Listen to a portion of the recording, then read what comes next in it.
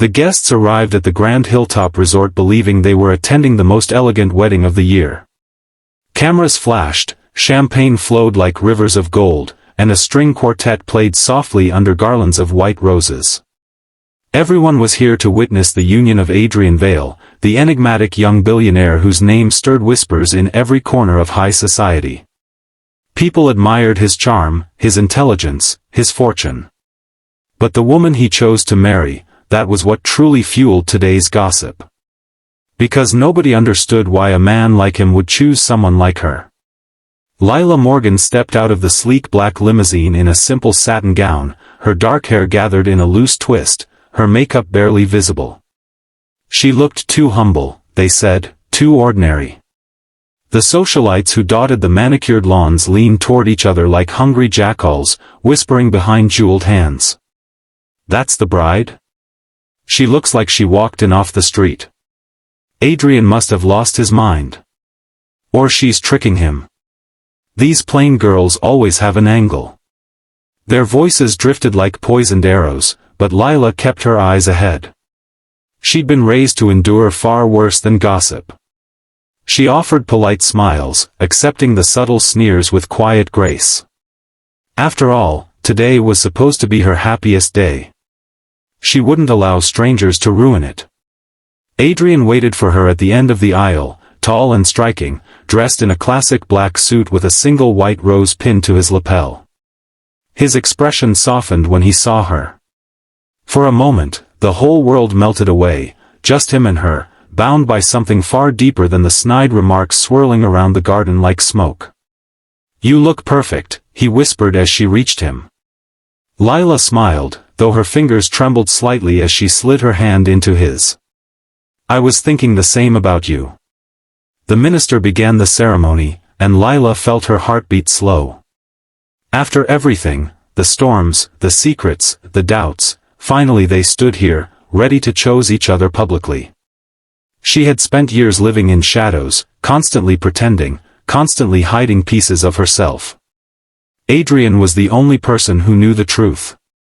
Or at least, most of it. As the minister spoke, a sudden gust of wind rustled the floral arrangements.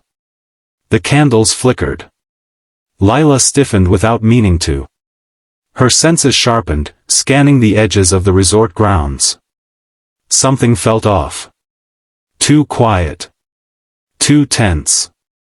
But she forced herself to breathe. Surely she was imagining it. Today was sacred.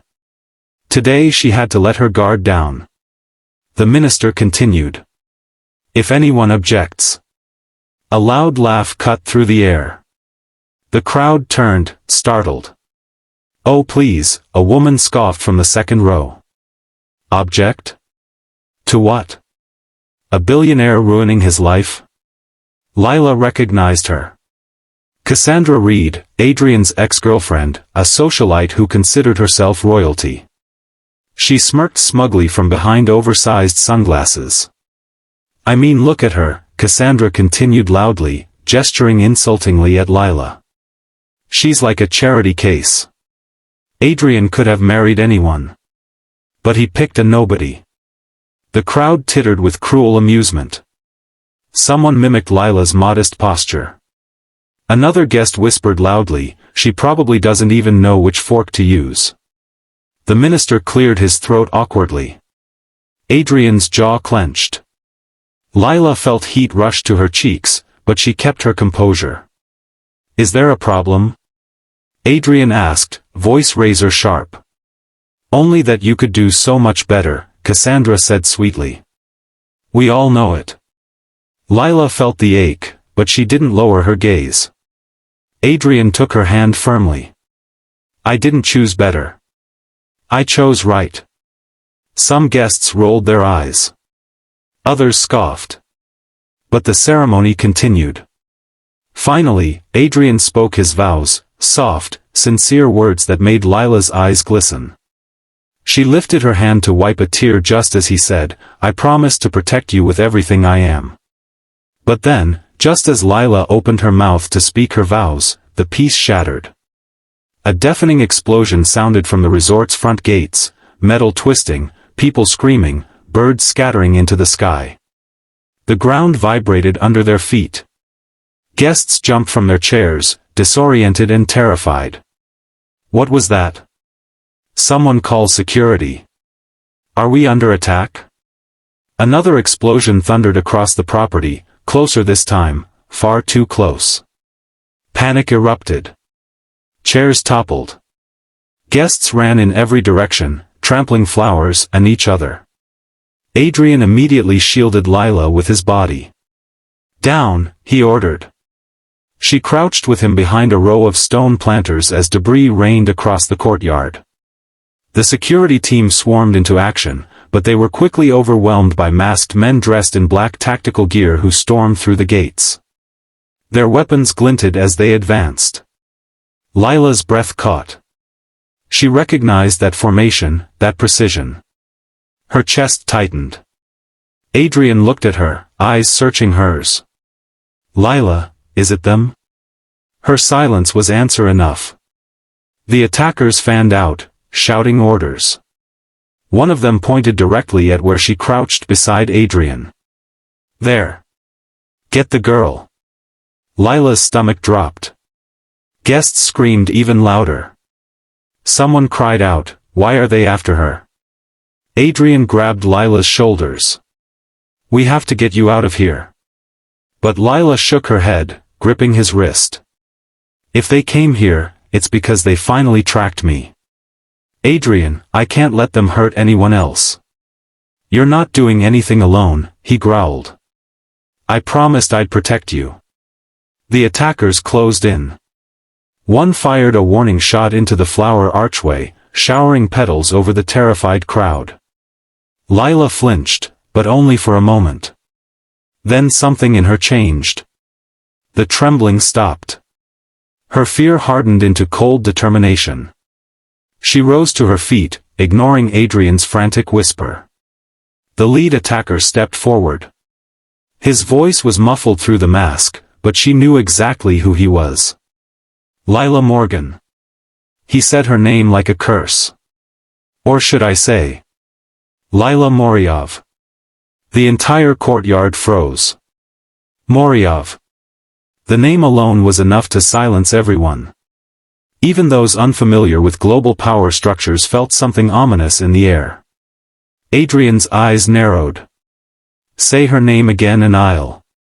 Quiet, billionaire, the man barked. You have no idea who you married. Lila stepped forward slowly. You shouldn't have come here, she said, voice steady. You ran away, the masked man replied coldly. Your father wants you back. Alive or dead? Gasps rippled through the crowd like an earthquake. My father, Lila whispered, bitterness washing over her. The man lifted his weapon. You know the consequences. He wants his heir. The crowd erupted with shocked murmurs. Heir? She's not just some poor girl. What is happening? Cassandra, who had mocked her earlier, looked like she might faint. You're not taking her, Adrian said, stepping between Lila and the attacker. Move, the man snarled. No. The attacker aimed the gun at Adrian's chest. Time slowed. Lila saw Adrian tense, ready to throw himself at the man even if it meant dying. The wedding guests watched in silent horror. The masked soldiers braced themselves. But Lila stepped forward and raised her hand. The attacker hesitated. Don't, she said coldly. If my father wants me, then he should face me himself. Sending you here was cowardly. You don't give orders anymore, the man retorted. You're wrong. Her voice shifted, firm, resonant, commanding in a way none of the guests had ever heard. Because I am Lila Moriov, daughter of Viktor Moriov, rightful heir to the empire he stole from me. Shock rippled through the courtyard. People stared at her with wide eyes. Even Adrian looked astonished. He'd known she had a dangerous past, but he didn't know this. Lila continued, her voice sharp as glass. And if you think you can drag me back, then you've forgotten who trained you. The man stiffened.